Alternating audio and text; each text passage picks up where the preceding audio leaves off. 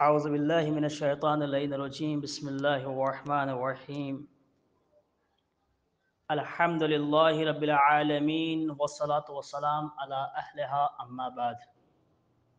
سب سے پہلے میں تمامی شیعہ نہضہ کرار خدمت میں سلام عرض کرتا ہوں، اور اسی کے ساتھ ساتھ تمامی شیعہ نہضہ کرار خدمت میں للت ماہ رجب المرجب کی بہت بہت مبارکباد پیش کرتا ہوں۔ عزیزان گرامی، یہ مہینہ بابرکت مہینہ ہے، اور اس میں مختلف اعمال ہیں، اور معصومین علیہ السلام کی ولادت بھی ہے اور شہادت بھی ہے۔ ساری باتوں کو مد نظر رکھتے ہوئے بس ایک اہم اعمال کی طرف آپ کو توجہ دلانی ہے، وہ یہ ہے کہ لیلۃ الرغائب کے اعمال، جیسا کہ روایت میں وارد ہے کہ رجب المرجب کی پہلی شب جمعہ کو لیلۃ الرغائب کہتے ہیں۔ یہ نماز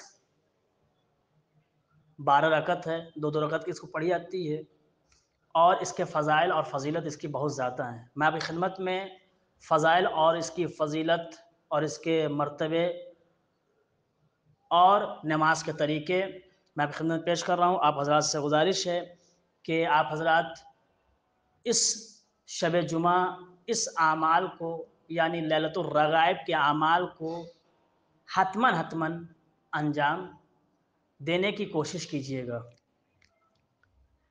جیسا کہ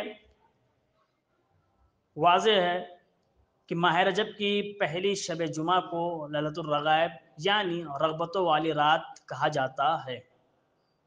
اس شب کے لیے رسول خدا صلی اللہ علیہ وسلم سے ایک نماز نقل ہوئی ہے کہ جس کے فضائل بہت زیادہ ہیں، جنہیں سید نے اقبال اور علامہ مجلسی نے اجارہ بنی زہرہ میں نقل کیے ہیں۔ ان میں سے ایک یہ ہے کہ اس نماز کی برکت سے کثیر گناہ معاف ہو جائیں گے، اور قبر کی پہلی رات یہ نماز بحکم خدا خوبصورت بدن، خندہ چہرہ اور صاف و شیرین زبان کے ساتھ آ کر کہے گی: اے میرے حبیب، خوشخبری ہو تجھے کہ تو نے ہر تنگی و سختی سے نجات پا لی۔ وہ شخص پوچھے گا: تو کون ہے؟ خدائے قسم، میں نے تجھ سے خوبصورت اور شیرین کلام اور خوشبو والا کوئی نہیں دیکھا۔ وہ جواب دے گی: میں تیری وہ نماز اور اس کا ثواب ہوں جو تو نے فلاں رات، فلاں مہینے اور فلاں سال میں پڑھی تھی۔ آج میں تیرے حق کی ادائیگی کے لیے حاضر اور اس وحشت و تنہائی میں تیری ہمدم و غمخوار ہوں۔ کل روز قیامت جب سور پھونکا جائے گا تو اس وقت میں تیرے سر پر سایہ کروں گی، پس خوش و خرم رہ کر خیر و نیکی کبھی تجھ سے دور نہیں ہوگی۔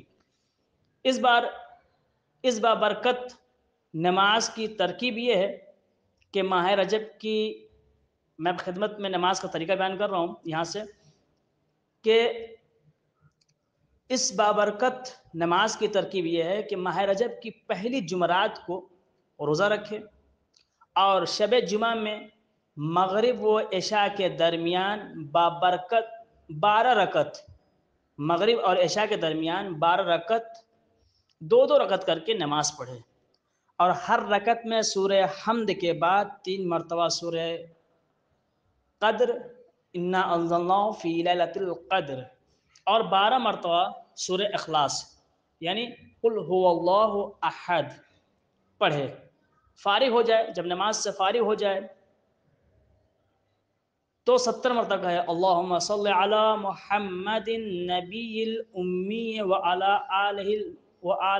آلہ محمد، اللہم صلی علی محمد النبی الامی وعلی آل محمد۔ اس کا ترجمہ یوں ہے: اے معبود، محمد امی پر اور ان کے آل پر رحمت نازل فرما۔ پھر اس کے بعد سجدے میں جا کر 70 بار کہے گا: سبوح قدوس رب الملائکۃ والروح۔ اس کا ترجمہ یوں بیان کیا گیا ہے کہ فرشتوں اور روح کا رب ہے، رب بے عیب پاک تر ہے۔ پھر اس کے بعد سجدے سے سر اٹھا کر 70 مرتبہ کہے رب اغفر ورحم وتجاوز اما تعلم انک انت العلی الاعظم۔ اس کا ترجمہ یوں بیان کیا جاتا ہے کہ پالنے والے بخش دے، رحم فرما اور درگزر کر ان گناہوں سے جن کو تو جانتا ہے، بے شک تو بلند تر بزرگ تر ہے۔ پھر اس کے بعد دوبارہ سجدے میں جائے گا اور 70 مرتبہ کہے گا سبوح قدوس رب الملائکۃ والروح۔ ترجمہ اس کا بیان کر چکا ہوں، پھر بھی آپ خدمت پیش کرتا ہوں۔ فرشتوں اور روح کا رب ہے، رب بے عیب پاک تر ہے۔ اس کے بعد اپنی دلی حاجات طلب کریں، انشاءاللہ تعالی وہ پوری ہوگی۔